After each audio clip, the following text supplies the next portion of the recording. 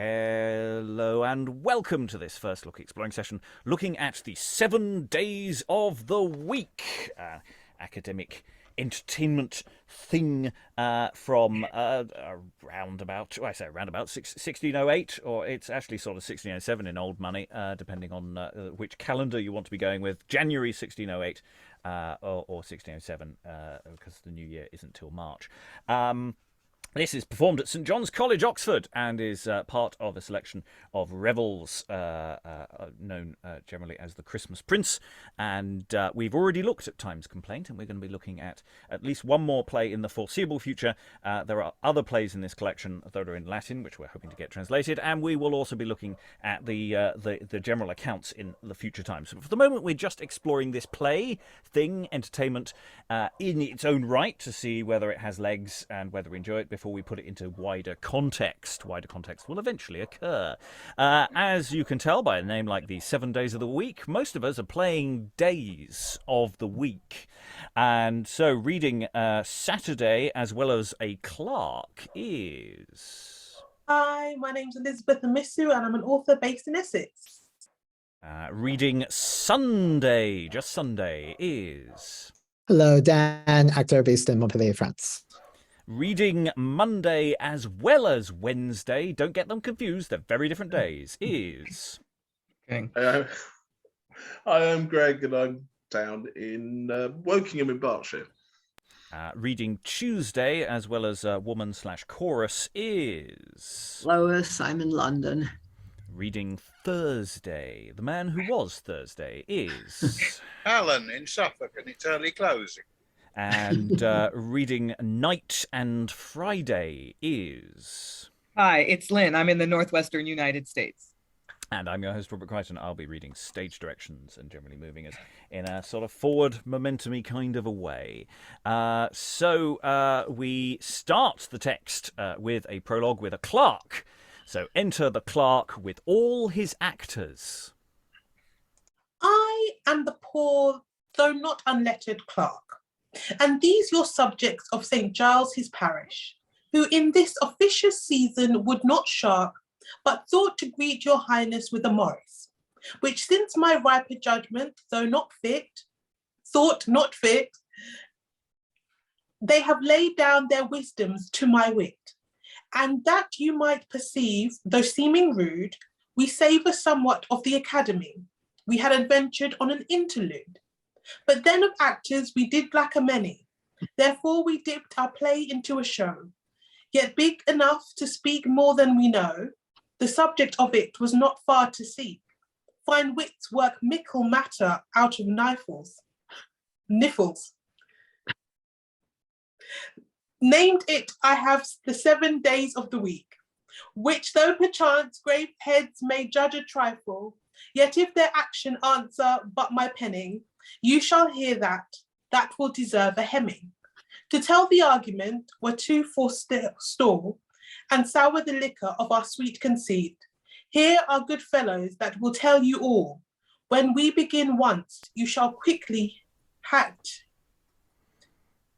Which if your grace will grace with your attention, you shall soon sound the depth of our invention.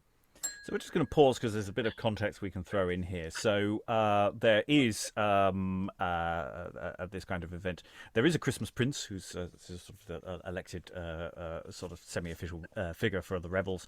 So, and various important personages will also, proper important personages will be about. So when they're addressing your highness, there's that sort of conceit that there will be someone that they're addressing in the audience who is there, as well as various people who are moderately important as well. And it's interesting what this is doing, because it's talking about, we were thinking of doing a pucker play, but then we're doing this sort of show thing. And it's this interesting difference between an interlude and a show. And the sort of genre ideas that might be played out here. And it's sort of nicely apologetic, but also, hey, hopefully it'll be nice. But, this is what we've put together. We savour somewhat of the academy. Well, yeah. It's a student gig. Yeah, any thoughts on this prologue? Anyone want to throw in before we move forward? Lois. Well, just that it's interesting that they clearly they couldn't get a cast together for an interview. Presumably they didn't have any really good actors or not enough good actors, and a show is easier to do because everybody just comes on and does a speech and doesn't have to really characterize in any way. Yes, it's like the 9 worthies set up where you've got someone, you turn up, you stand there, you do a speech, and then you move off again, and there might be some interaction. This might be a lie, of course. They might all be very good actors, and that this is a part of the conceit. You shall hear that will deserve a hemming. Yes, let's hope they're good. Any other thoughts? Elizabeth. Niffles? Niffles? What? Yes, I think it's got to rhyme with trifle, so I think it's knifle. Niffles. I think that's probably right. Anybody got an OED in their pocket? I should know it. It's not the first time we've encountered knifles, but I can't actually think what it's I think it's dialogue for nout, basically. Yeah, that seems yeah. That's not helping. It's an out. Probably related Nothing. to nihil, which means nothing. Oh. So in a sense, it rhyming with trifle, and in a sense, it's a similar sort of it's a nothing. It's a little thing. Fine wits work mickle matter out of nifles. A trivial or worthless person or thing. Merriam-Webster online. Excellent. So, Lovely. there we go. Right. Okay. I think we're into the universe of this entertainment. This show. It's a show. They've dipped our play into a show. So Act 1. Enter. The clerk is still on stage. Enter Monday. I, Monday, am not be surnamed the Black, but any ordinary one beside. Why, Jack, a pox on thee. Come in and be hanged. Night should have come out first. Exeunt. Enter Sunday night, walks to the farther end, there stays, and then speaks with a note, with the moon and other things. Peace, sad musicians of the silent night, the doleful nightingale and dreadful owl, with dogs shut out of doors that cannot bite, although they bark, and at my moonshine howl. Now night grows old, yet walks here in his trappings, till day come catch him, as moss his grey mare napping. Monday comes and beats him out. I, Monday, am not he surnamed the Black, but any ordinary one beside. Who though I carry Sunday on my back, think not that I am to his girdle tied. For though his costers mine I had as lief use, yet Monday cannot live with Sunday's refuse. Hither I come, directed by my paper, to tell my name, and that's already ended. Then sit down, which is as little labour. I would that each man here were so befriended. This of my part is but a little crumb. You shall hear more when as more actors come. And Monday sits down with lamp. Someone sits down with a lamp. Okay. Enter Monday night as before, then Tuesday beating him out. Avaunt, Black Knight! Seest thou not Tuesday morn? Do I not look like Mars's minion? Gentlemen, 'tis my part to speak in scorn to Monday night, and not mine own opinion. For mine own part, not to spoil the play, I like the night far better than the day. I come to you on a sleeveless errand to tell that Tuesday is my name, authentic. Farther to sing or say I have no warrant. Monday's commission and mine are identical, for though we came not hand in hand together, you may well think we're both birds of a feather. Sits. Enter Tuesday night as before, then Wednesday beating him out. the pilfering herald of the thunder temper. I hope these hard words do not fright your senses. I swear 'tis not our meaning, gracious umpire, to ravish you with a show of bad pretense. Gave me my name, which yet perchance you know not, yet 'tis no riddle bound up in a bow knot. In ember weeks I put on Friday's bases, and once a year my name begins with Ash. While many other pretty paraphrases I could suspend you, yet figures are but trash. My name is Wednesday, that's the short and long. Now I sit down, you shall hear more anon.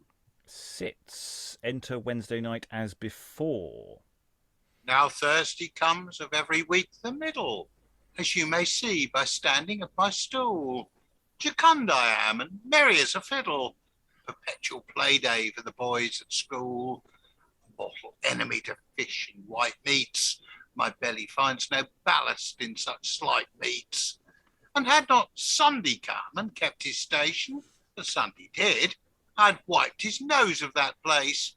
For were I in his fine apparelation, I were as good as Sir Sunday. That's a flat case, sir. But I've gone beyond my short commission. Sit down and make some use of Sunday's cushion. And sits. Enter Thursday night as before, ?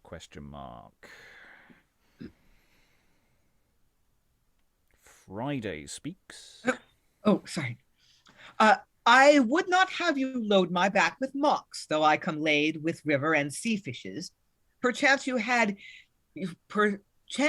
rather have each eel an ox, and so would I, but 'twill not come with wishes. I am lean Friday, brought up in a college that never made good meal, unto my knowledge. Step forward the clerk. Not till this year, in truth, an it please your lord. I had forgotten that Christmas Day was on a Friday. Say on Friday. Born was I in the frosty winter quarter, nipped with cold. I have ere since been hide bound. I could leap through and through a net-worked garter. Thin as a wafer, hungry as a tide hound. But though it please you thus to hear me tell woes, yet I must speak no more to ye than my fellows. And we're going to pause there as they sit down. The stage directions are not very helpful because we seem to have entrances after following the person who's already entered. So I'm wondering about what's gone a bit wrong about some of the ordering of that. Broadly speaking, it seems that a day of the week sits down and then the next one comes on and forces them off the stage. That's the impression I was getting, but I could be wrong. Lois? I have a feeling that Tuesday night is separate from Tuesday day, because I think the night was strapped to the back of the first one that entered, wasn't it? And then there's something about taking somebody's cushion. I can't make out how many chairs there are here. It could be musical chairs, or it could be that there are 7 chairs lined up and each one gets theirs, because Thursday does say his chair is in the middle, doesn't he? Because he's in the middle of the week. What, so that we've got night and day each time, so that the day comes on and speaks, and then night comes on and some strange business goes on. Is that what we think's going on there? Yeah, the next morning beats off the night. Yeah. Alan, then Dan. Yeah, I mean, I'm on that page as well, because I think what you've got is you've got 7 speakers for 7 days, and 7 mute characters, which are the knights, who are there basically to act as a punch bag for the following day. Dan? Yeah, but Sunday night's the one that speaks, though. I think that's the one that Lynn is reading there. So, but also just a note on the stage directions. I think this is just how the scribe decided to do it. Just put them on the right side rather than what we're used to on the left side. So it goes along with the way that it's been arranged in our script is in the middle, but in fact it was on the right, and you just have to kind of figure out where it actually should correspond. So there are some interesting questions about that. I mean, there are some nice stuff early on. I like the way that Monday came on early, and then Night came on and said, "Oh wait, no, hang on, I'm first." It's just and then he goes on and comes back on again and goes, "Right, okay, I'm going to start my speech again," and so there is a certain deliberate chaos to this that is quite enjoyable. What's a sort of hither I come directed by my paper. So Are they all basically holding their speech? So it's like they haven't learned to show in the same way as, because we were talking about this being not an interlude. So it's not like it's a learnt play. It's a series of processions with people walking on with bits and pieces. Lois. Yeah, except with my particular speech, it seems as if I start out doing that and then start ad-libbing, or apparently ad-libbing, telling them all, well, this is what it says here, but it's not what I think, Yeah, for my own part, not to spoil the play, I like the night far better than the day. It's just, actually, my personal preference, just like for me, I'm actually fine with this. I think the author's wrong.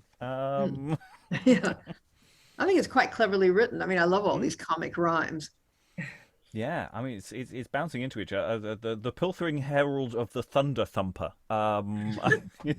Particularly nice bit from Wednesday. There's some lovely odds and ends. Other thoughts from the room? I want to throw in. I'm going to say we have reached we're about to have the arrival of Saturday. Is about to, Saturday will dawn any second now. And Sarah is back in the room. Hello, Sarah. Welcome. Are you able to read, or are you just here to comment? Yes, I can read. Excellent. Right. We've moved things a little bit around. I'll ask you to read Wednesday going forward. So Greg has read the introduction of Wednesday, and but otherwise we'll keep the room the same as we were, so that we've got reasonable continuity. Right, cool. So I'm just making notes. Live note taking as part of this video. Okay, so the various days of the week are all introducing themselves, but we've still got 2 left to go. So we've had the sitting down of presumably one of the Fridays, the Friday night as before, enter as before, and then Saturday speaks. Saturn, saith Mr. Pond, the Almanacian, gives me my name. Look there, and you shall find it. Which if you have not, he'll soon make you one for the next year too, though this were behind yet. Take then this rule from his unerring science. I am half holy day by my alliance. This is a little piece of Friday's jacket. Friday surnamed the good but once a year. Who though perchance this weather he may lack it, yet I must have it to signify my cheer, which is the same with Friday in each particle. To sit down when we have done is our first article. And sit. Enter Saturday night as before. Sunday now speaks. Long looked for Sunday in his best apparel, comes forth both for to see and to be seen. About which part, though there was some small quarrel, yet privilege of person made it mine. For Sunday spake not till a clerk had taught her, and who should have the best part but the author?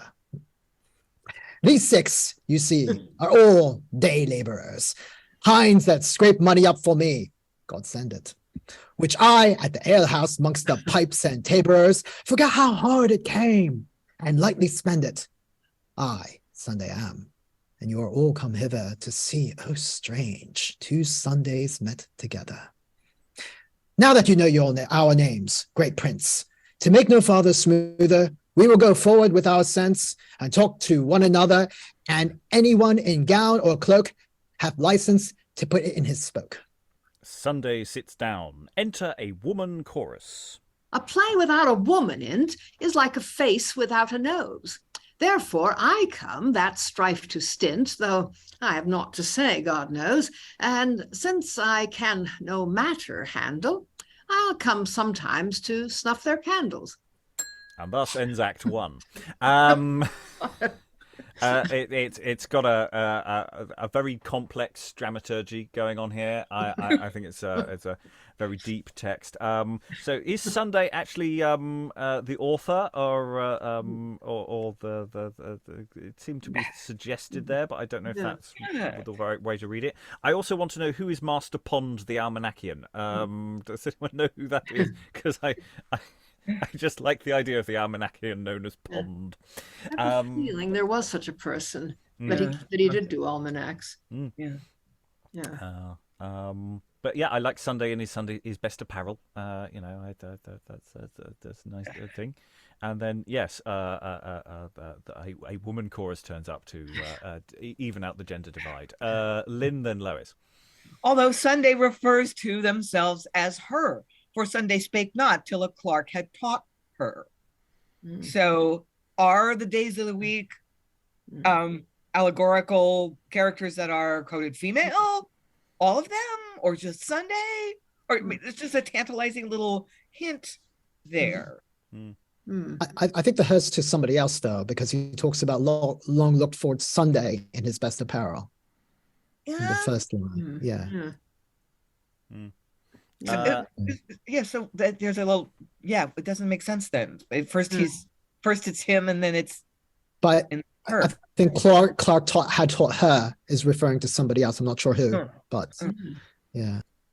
Doesn't make Lois, sense. then Alan. Yeah, unless there's something to do with Welsh. I mean, her is used in odd ways in sort of Welsh English. I was going to comment on the Friday thing. I mean, that Friday is surnamed Good, but once a year. That obviously refers to Good Friday. But Friday was considered a bad luck day, and it's very clear in Chaucer. I think in the Nun's Priest's Tale, there's a whole bit about how this dreadful thing, the fox catching the cockerel, happened on a Friday, and footnotes to that always explain that a lot of people went on about the awfulness of Friday, probably for the same reason, actually, that Good Friday is called Good Friday. I mean, it was obviously Bad Friday originally. Alan.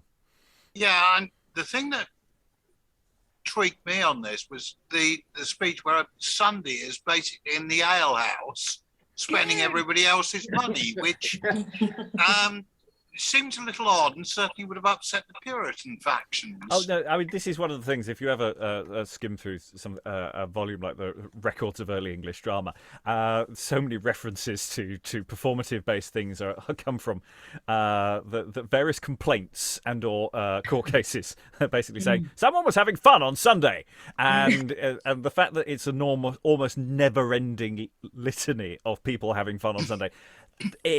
People that's what they did on a Sunday, and people might complain, and there might be lots of people trying to stop it, but that's what people did because they had a day off on some level. Lynn. Didn't King James write a defense of Sunday sports? Lois? He did a defense of sports. I mean, certainly a book of sports, but I mean, certainly Puritans didn't want anything to happen on Sunday apart from worship. And James didn't allow theaters to open on Sunday. I mean, he actually was a bit more restrictive about when theaters could open, I think. Again, there is always the question of how well enforced these things are as well. I mean, there's always the opportunity. Nature abhors a vacuum. Sunday offers the opportunity to have fun. So officially no, unofficially okay, we should go into Act 2. There are many acts. It's slightly unclear precisely how many people are on stage at any one time because there's talking about people being beaten off and beaten back, but is it they're just losing their stool or their chair, or there's this interesting level of chaos to what is going on with this text, which I like. Act 2, enter Knight without his name.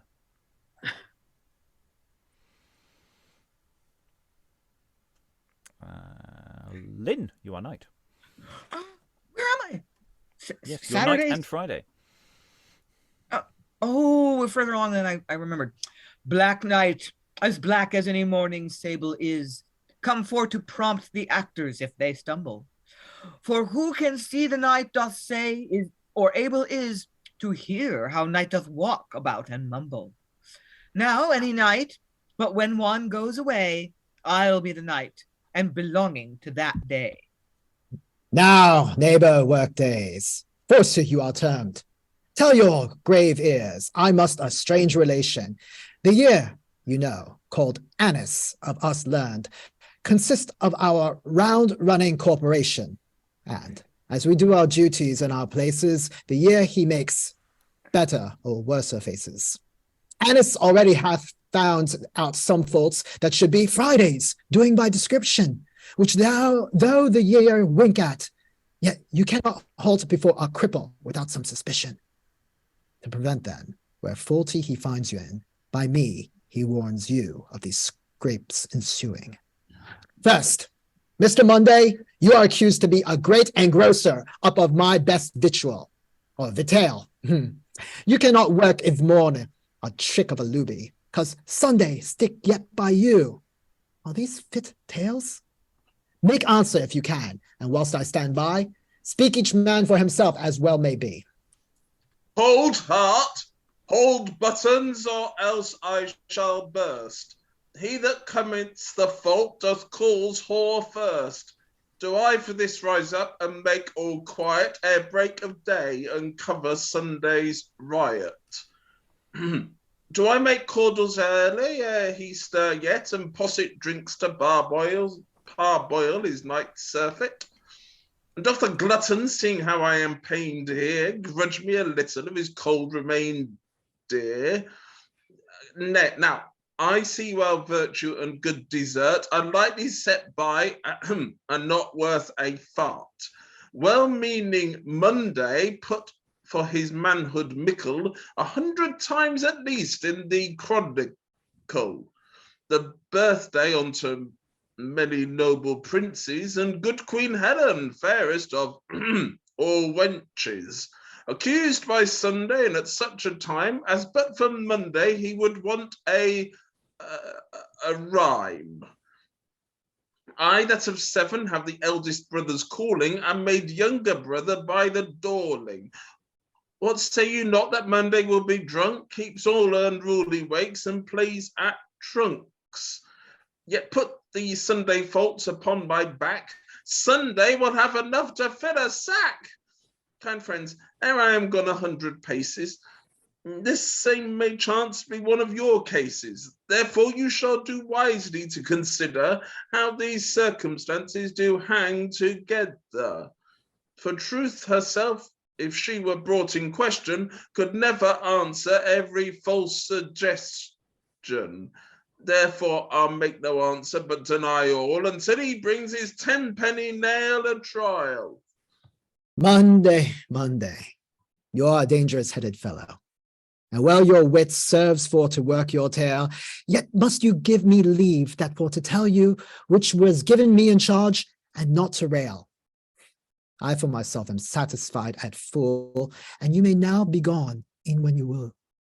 Thus I have done my part, yet here must stay, till Monday night come drive me hence away. Monday night comes and puts out his candle and beats him in. Now observe you what night doth do, and to his hands be heedful, for sleepy night hath no delight to talk more than is needful. Night speaks no more.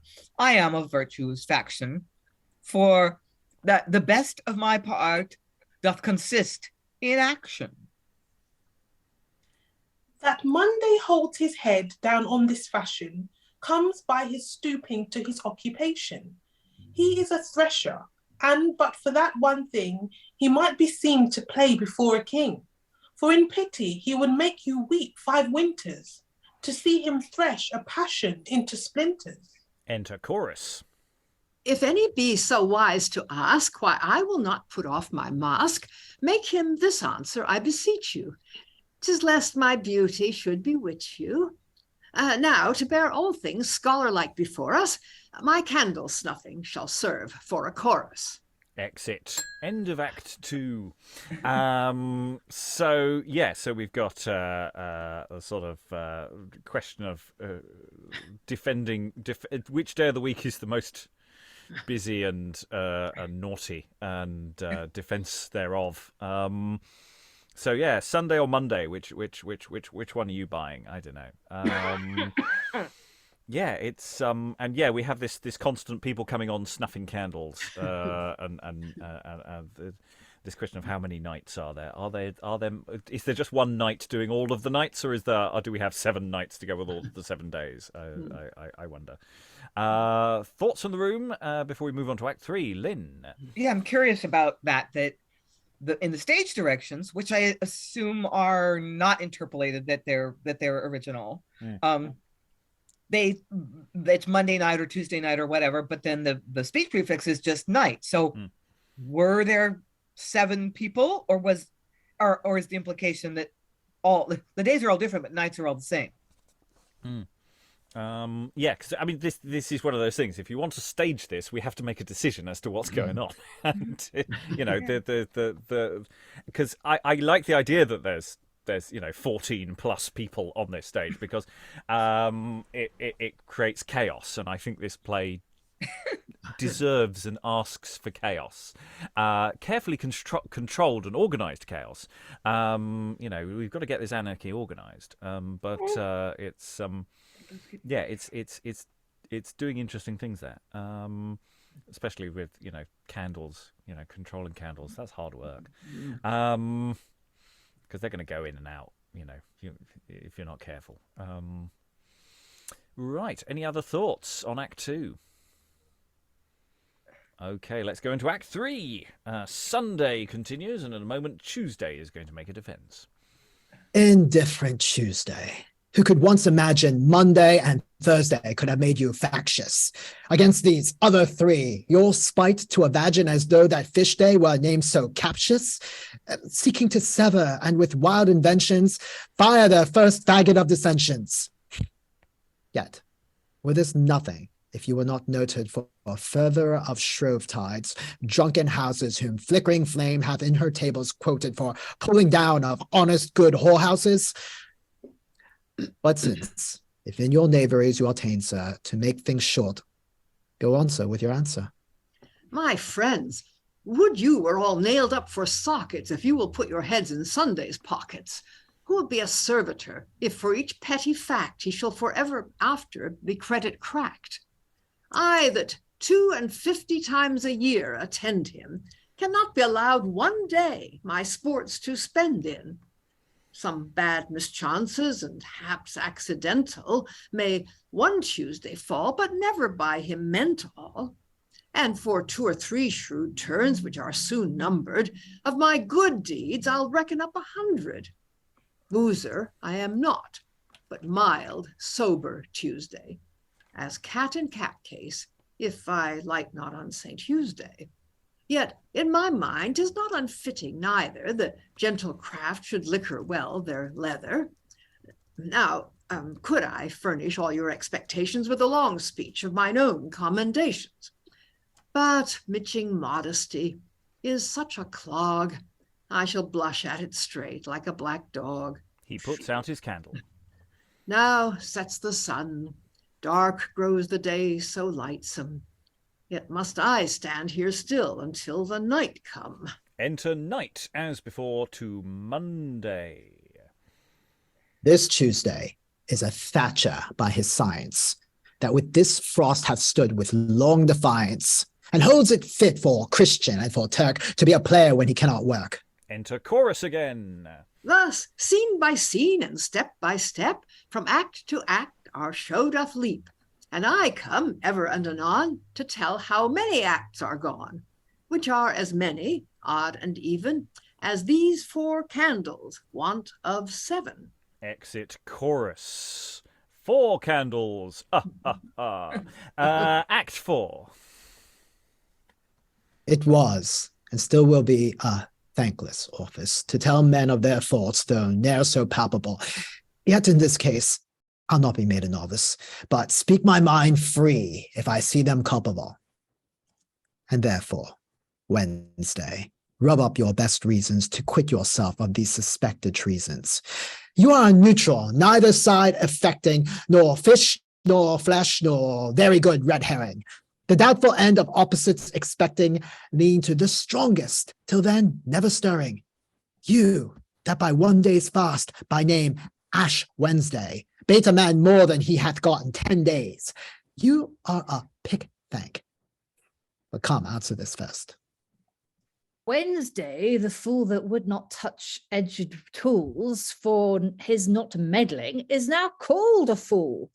Plain dealings thought the brat of silly folly, and men must shuffle and cut now, vele nolly. But peace, detraction, thou base grunting cur. If I move once, I'll make a stinking stir. I have but one set fast in the whole year, put physically next to belly cheer in the bacchanals. Yet am I set to famish men that are then fat as capon crandies.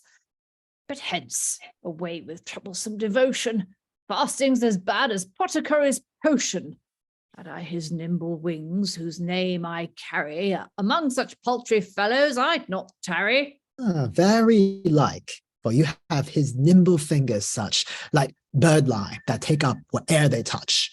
And honest you may be, yet some men's hard lucks in Wednesday market lost their purse at Carefox. And Wednesday goes fuming and stamping up and down, and night fetcheth him out, then Sunday speaks. Perchance you looked that Wednesday should have spoken, but you must suppose that a man would be so moved with these objections that he would not speak for anger. By trade, he's a joiner, and his part understands, and speaks well enough, though he use not his hands. Enter chorus. If Wednesday spake here in his furious fit, no doubt you heard great store of little wit. The fourth act's done, they're short, and we most wary have therefore made two more than ordinary. Play, music, play, and hide so strange a fact, I, though a woman, silent am this act. And exit. And we'll pause there before we go into Act 5. So, yeah, there's music. Also as part of this. Not sure how the queuing for that works. I'm wondering, is there just a central sort of candelabra or something with 7 candles on it rather than individual candles that people are holding? I'm just starting to think now about the logistics of this, rather than people coming on with their own, and there's this sort of idea that maybe people are labelled, because didn't we have a stage direction earlier where, it's Enter Night without his name? So does everyone have sort of name badges, which we have had in earlier much earlier dramas. We're going back, 60, 70 years for some student or boys group student kind of stuff. So yeah, there's all sorts of interesting questions there. There's class distinctions popping up here as well that we're getting between Sunday and the rest of the week. The rest of the week you're all working, whereas Sunday isn't. So there's that sort of stuff coming. So yeah, the chorus. I am quite liking the chorus of just every so often coming on going. They're quite short acts, aren't they? It's all really short. Don't worry. I think if you can do maths, you know how long we're going to be here for. This for its schematic nature. Let us give much thanks. Yeah, and Tuesday is not a boozer. It's a mild, sober Tuesday. Yeah. Lois. Yeah, the reason he's being accused is that Shrove Tuesday was the day that all the apprentices tended to run out and pull down houses of ill fame and so on. I mean, it was a kind of unofficial license to riot, kind of like Guy Fawkes Night. Ah, the Purge. Excellent. Sorry. No, it's all right. Moving on. That really didn't land with most of the room. Okay, so yes, other thoughts? Elizabeth. How likely is it that some days could be the nights of other days? Is that too far-fetched? Well, they do talk about an overlap. There was, because wasn't which one of them was talking about they had the jacket of the previous day, and things like that, or the previous night. So there does seem to be this sense that they are interacting with each other in an active way. because it was Friday.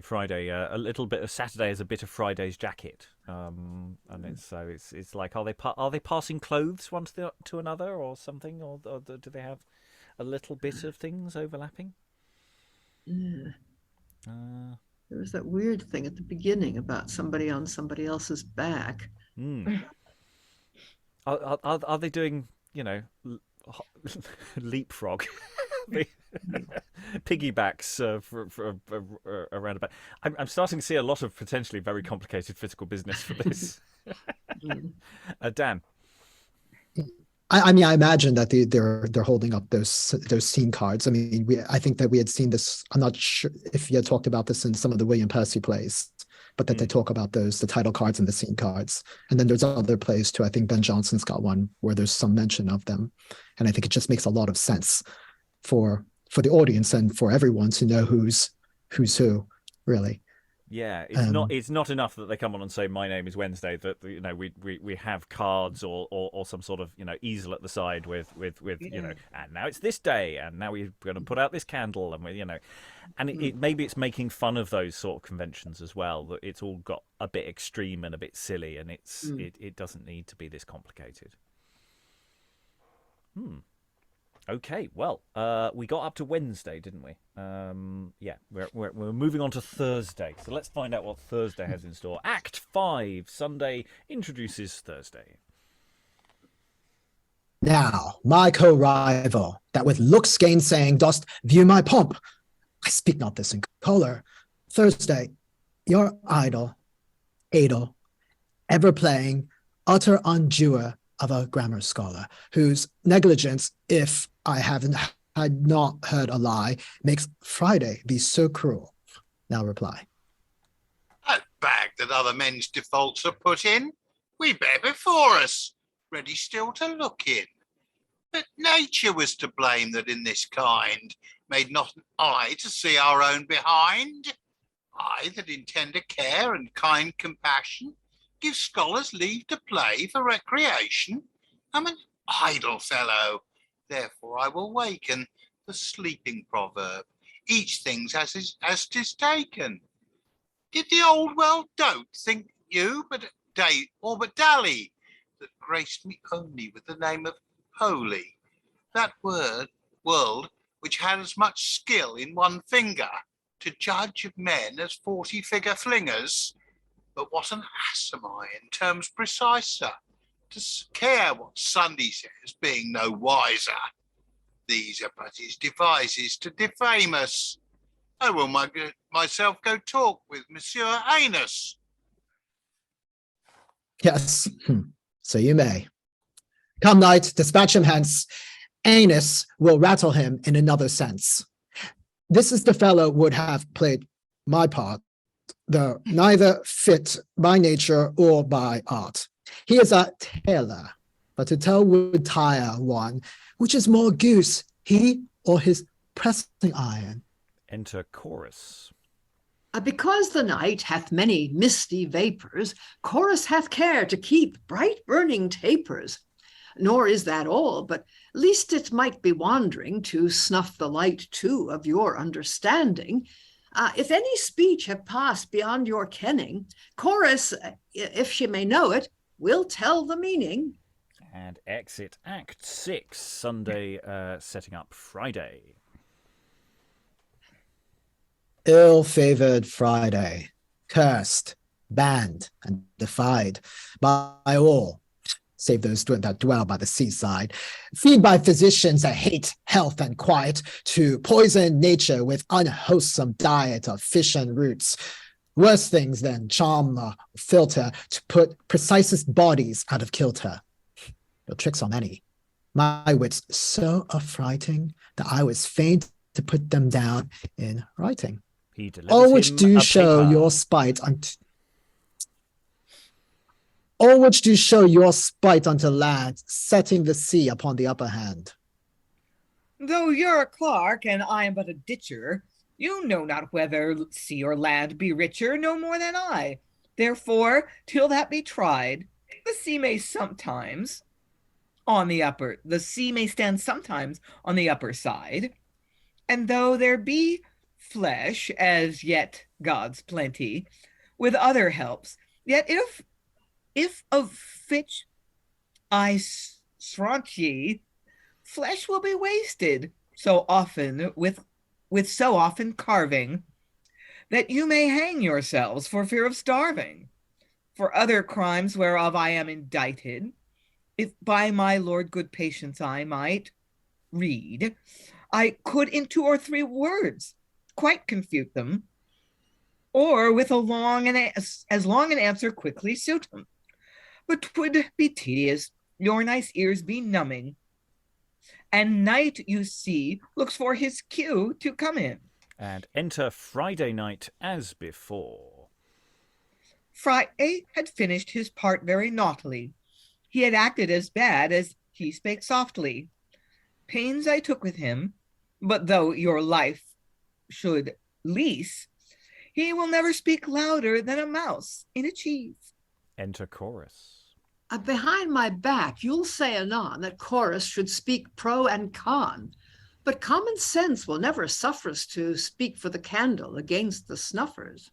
And exit Act 7, Sunday, leading back into Saturday. Now, Saturday, think not I bear any evil edge against you, nor think though you wear gay clothes by an Eve's privilege against your person, though I warn you stand fast, from the waist downward you shall be uncanvassed. Yes, though you are a man of silk and velvet, yet you shall hear your own if I can help it. You ever were, and are still by this hand, a common tavern, alehouse hunter, market, that join simple country fellows and send them home drunk that sober came to market, and having but an egg before you set fast, invite all bachelors of arts to breakfast. Who is it that knows how near we two are bordering? Could think Sunday would shake me such a foddering? I am his steward and his careful caterer, gentleman usher and his yeoman feuterer. Make his provision, but this is the spite on it. I buy good meat, but never eat a bit on it. With careful search I rob ponds, rivers, seas, of fish and fowl, his dainty mouth to please. Nor on the land is that meat he can wish, but Sunday finds it ready in his dish. Yet for this I am banded as a bawless, and pounded with the pestle of peevishness in the mortar of malice. Service hath small reward, good turns oft pain us, and still we scorn the mean that doth maintain us. I could reply to all, but see no fitness for us to make more words without more witness. A drowsy humour on me now encroaching shows melancholy night to be approaching. And see he comes, so soul, his own eye closes. Puts out his candle. And I must sneak away under your noses. Enter Saturday night as before. This is our Pinder's boy's son to a drover that cannot keep his mouth from running over. But nature was mistaken, or did wrong in a man's head to put to a woman's tongue. Yet, next time if my brains their virtues hold, I'll fit him right, for he shall play a scold. But yet, to keep our order right, you must hear what he is that plays this night. Though it need not, for you may see Iwis, he was made for a butcher, and so he is. Enter Chorus. As true as the oracle at a place called Delphos, that unknown fortunes and dark dreams did tell folks, so stand I here. And if aught want unmasking, speak quickly. This is the last time of asking. And I may keep my hands still in my muff, for here is never a candle left to snuff. Play, music, play. Though we have hewed and hacked, yet let them all know this is our last act. This was our chorister, not to speak it in vaunting. You may note by his voice, by his maintenance wanting. He would needs be a sawyer in any case, that still he might go by his rule, line, and of space. Should I not make this senseless stool too proud? He rises and speaks. I dress him in my clothes. set my light on him, and then tell Sunday of his faults so loud that the bare walls here should cry out, fie on him. But you would swear my pate had need be purged if I should tell mine own faults, being not urged. I will not press your patience with long talk. I do not doubt you think that I am not blameless. To play thus on a Sunday is a fault, with many others which shall now be nameless. For this I read, once in a song I spied, the fox, the unholy, hath the grace to hide. And exit. We go into the epilogue, which is the Clerk. Enter Clerk with the rest. Great prince and mighty monarch of this place, the very cap of courtesy and kindness, think not we come to praise you to your face, for we would say as much were you behind us. If we have moved offence, I say that if, let not your princely collar stand too stiff, for 'twas the heart-burning of our duty drove us to these our shifts of wit. Now if your favour, that runs so fast, and did to this work move us, should with this night's cold sport be frozen over, such an unkind cold might take us at the matter, that we might lose our tongues for ever after. But if the lantern of your lordship's love shall light us home through the mist of reprehension, from the distaff of our duty we will prove to draw a thread of a more fine invention. And when your brain feels any pain, with cares of state and troubles, will come in kindness to put your highness out of the mumble fubbles. Exit. I do quite like yes, the closing line there. That's what I might put in the gander bag for future reference. It's just a useful closing line for all occasions. Fubbles or fubbles? Troubles, fubbles. So yeah, fubbles. All right. Mumble fumble. Yeah, because I'd go for mumble fumbles, but it is fubbles, isn't it? Trouble fubble. Yeah. It's yeah. So yes, it's a very schematic thing. It's designed for people who can't act. It's designed to be, schematic in that sense, and it's sort of showing its it's showing its stage management cues in quite overt ways constantly. So it looks like you've got some people who probably really know what they're doing, marshalling people who don't really know what they're doing, and playing around with it. Do we really come down to with does any day of the week win? Just did anyone get a sense of any I feel like Sunday's in charge, but yeah, Sunday thinks they're in charge, but I think Sunday comes off looking really bad. Yeah, thinks they've done it, done a solid there, and everyone else is going, yeah. Thoughts to the room on this? That's what I don't get. So, sorry, Dan. Oh no, sorry, I don't get it. Why is he bashing Sunday? I thought people like Sunday. Why would don't they want to be railing against the establishment? Lois.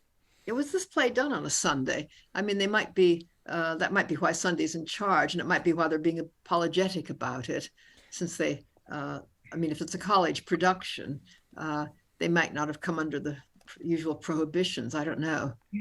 It's performed more than once, so there's a complexity there. So it was performed on Sunday the 10th of January. So the first performance is definitely a Sunday. The second performance was also on a Sunday. So that was context driven both times. We're going for Sunday. Sunday the 17th of January with a slightly different text. So there are some textual variations that we might be able to play around with in the future that it might be something to look into. I don't know which this particular text incorporates or does not. Yes, this is the beginning of a process to unpack this text, because it's there's a lot of questions and adjustments that need to be made. Dan. This text appears to be the corrected text here. So from what I've seen, because But I'm not sure if includes what words should have been were in the original text. But this is supposedly the corrected version of that first text. Yeah. So that's something for us to dig into for when we return to this with the context of other things going on. So I say it's part of an extended Revels little season. We've already looked at Time's Complaint, which went down like a plague of cold sick, apparently. A very unsuccessful performance because someone dried. The stage was too small. It wasn't really what the audience were expecting. This went down rather well, apparently. This was, they did it twice. And I suspect it's partly the goodwill of a show that's not very slick but knows it's not very slick, and that you've got lots of participants and everyone's enjoying that they are participants. I feel that's part of the vibe of what this is. Again, it's something that feels like outside of a context of explaining what the hell is going on around this text.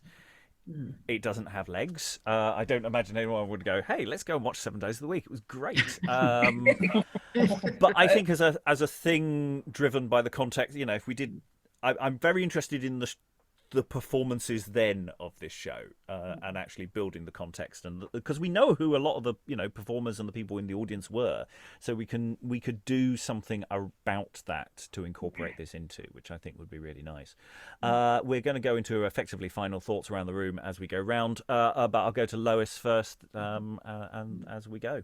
Yeah, well, if we know the performers, I mean, we would know then whether Sunday and the chorus are right in saying what professions these various actors belong to. I take it this is mostly a joke, and that this is it's very like what Johnson does, I think, in a couple of his masks. Doesn't he have an anti-mask of people who are all supposed to be cobblers and so on, who are actually professional actors? And I suspect the same is true here, although I imagine that the part I was playing, the woman acting as chorus, actually is a chorister. I mean, that would make sense, somebody from the college chapel, because they'd be smaller anyway and more like a woman in this context. Anyway, it seems to me it's doing something like what yesterday's play was doing. I mean, that was showing how clever you can be on the subject of beer and wine, and this is showing how clever you can be on the subject of a day of the week, and discussing the one day that's sort of famous, like Shrove Tuesday or Ash Wednesday, and then a general sort of idea about the day, and then a need to defend it. I mean, it's quite clever, really. Yes, and the play we did the other day was Aristippus, which will be released or has already been released at completely different timing for this video. Just for those confused about that, because the release schedule is not always the same as the recording schedule. Alan, any final thoughts? Yeah, I must admit, I'm wondering whether this was actually performed as sort of pre-dinner or middle of dinner type entertainment.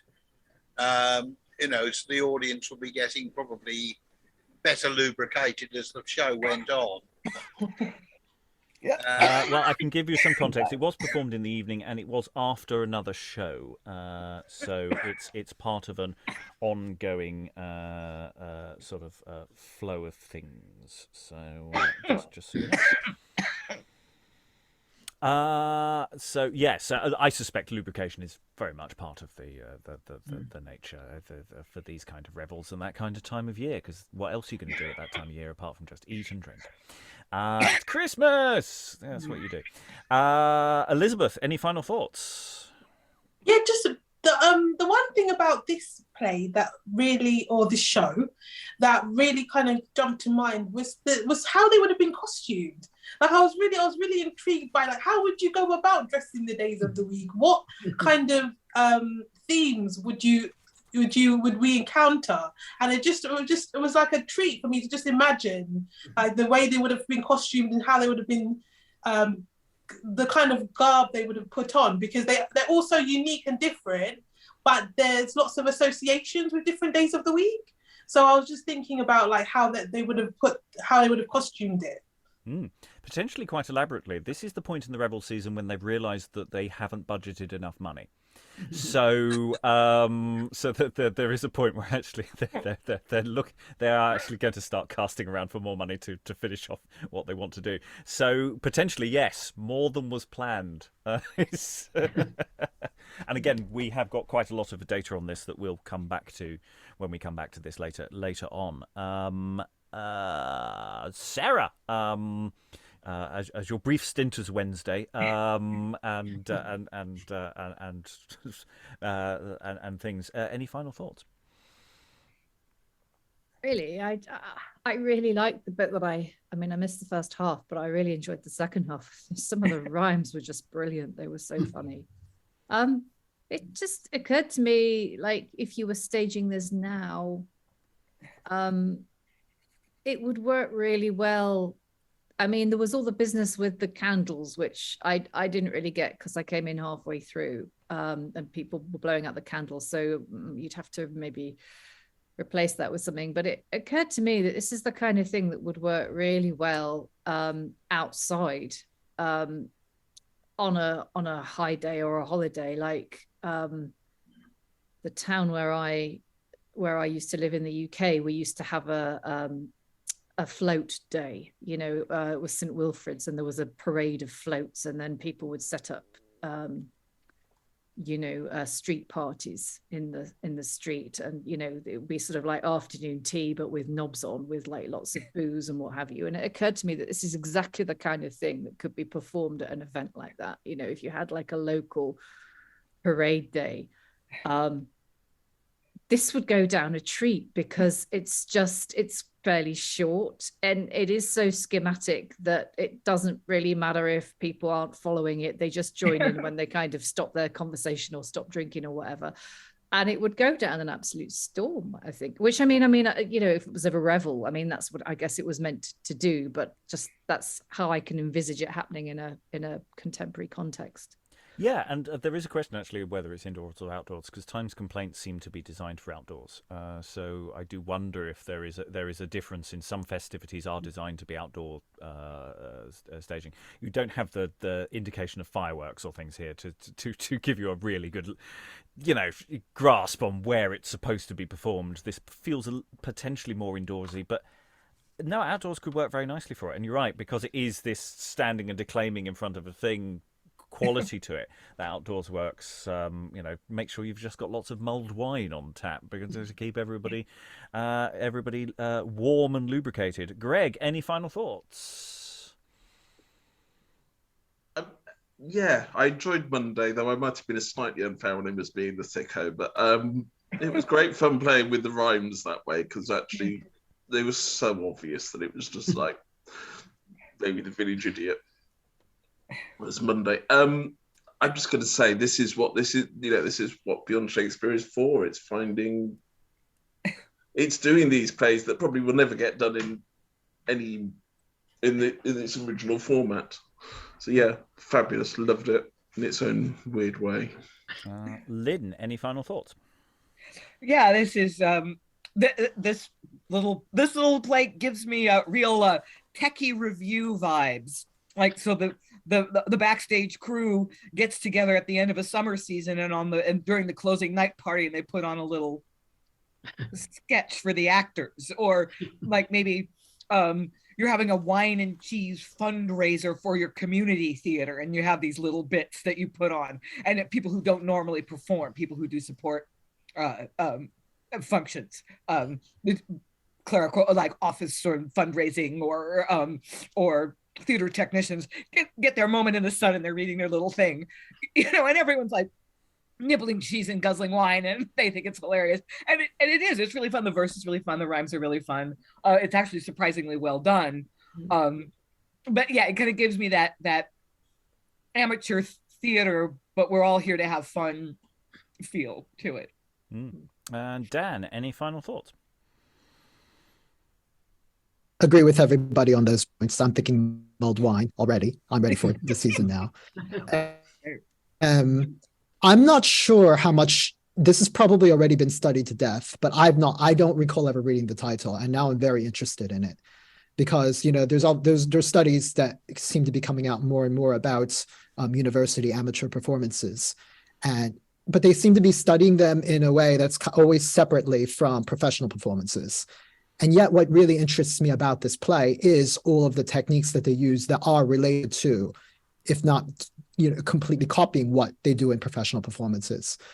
So, for example, Knight being a prompter, the fact that Knight's coming on without his name, which I'm assuming is once again the title card. They're talking about cues or they're talking about parts. This was a manuscript that was corrected, but it was a scribal copy that was then corrected for a second performance. And so now I'm very much interested in looking at the actual manuscript itself and seeing, well, what can we really learn about this? Because I think this can inform not just how they did it at their university, but possibly can inform us about what they might have learned from the professionals as well. Yes, there's certainly so much of what we've looked at so far of these sort of university drama is just the authors and the producers are very aware of the drama of the time and the drama of the past. I mean, they are steeped in references. So even the plays that they've either read or that they've seen, and that there is a very active tradition that ebbs and flows occasionally, depending on how banned the university authorities make some of these events. So yeah, I think that's a very good the similarities and also the differences where the differences lie, because I don't think there's a lot to play with in that, because they know their stuff. They know their stuff. Yeah. If I can add one thing, it's like, it's purposely bad in a sense, but it's also of a very high quality, I think. Because I mean, they have a budget for this. They've got nice costumes for this. The script is not just, done by students. I mean, maybe the student was a scribe, but whatever. I'd like to see what the scribal hand looks like. So they wanted to be polished to some degree, even if it's polished, unpolished. Well, so that says something about its professionalism. Yes, they've assigned parts for the quality of the performer that they can get. They've set up a context whereby you can forgive individual performers for not being perfect, and they've played their hand well. And I think that's what's intelligent about this. Lynn. Yeah, one of the things that I always say about non-professional theater, it's not that the quality of the talent or the skill is universally low. It's very, very uneven. That's really the hallmark of amateur theater, is that the level of talent and skill is very uneven. And this kind of leans into that, and I really enjoy that. Lois.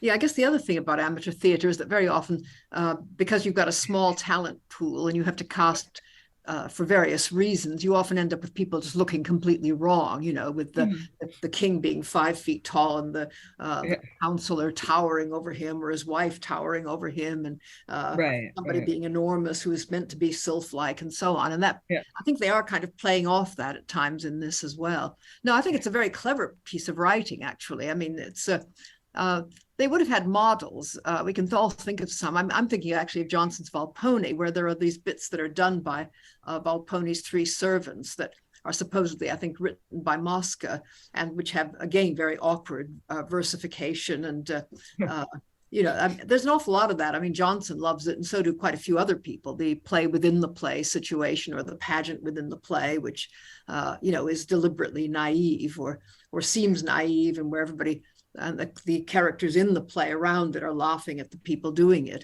It all seems to be built into this, except oddly enough, the characters in the play are laughing at their own participants. I'd quite like to see this handed over to the Wanamaker, where they actually have a candle technician who could have a field day with this. So we will be returning to this with wider context than the other plays, in more detail and with more tidying to find out where we take this. But on the whole, the 7 days of the week have not overstayed their welcome. All that remains is thank all the wonderful readers for all their wonderful reading. Thank you very much, everyone, and goodbye. A place called Delphos, dark dreams did tell folks.